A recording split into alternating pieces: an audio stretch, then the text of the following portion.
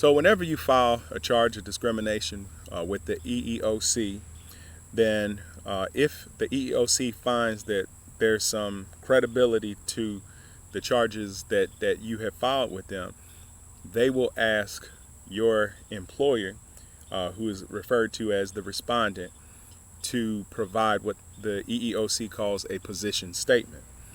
Now, a position statement is basically the employer's way of defending themselves against the allegations that you, as the charging party, that the allegations that you have presented. Now, a position statement is a legal argument.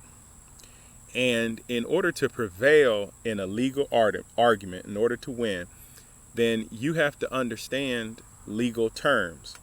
Because I can tell you from experience that having an argument in a language that you don't understand is very difficult.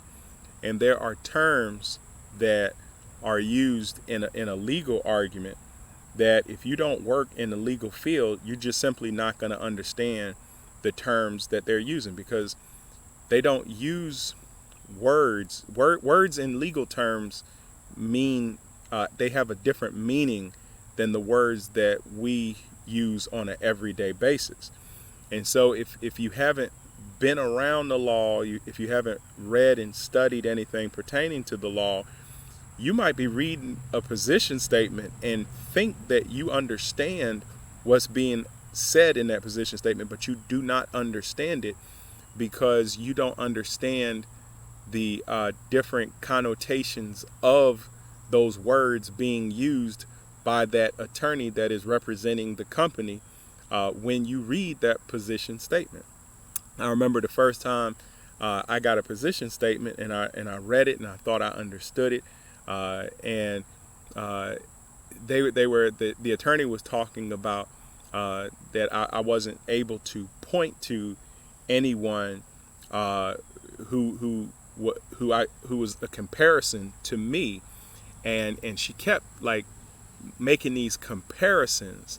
And what I didn't understand at the time, and this was before I read the books I needed to read in order to become conversant in legal arguments, what she was actually pointing to was that I wasn't able to establish any what the law calls similarly situated employees. Now, a similarly situated employee is someone who is pretty similar to you. In other words, they have the same supervisor, they have the same job title, they make the same amount of money, they have the same job description.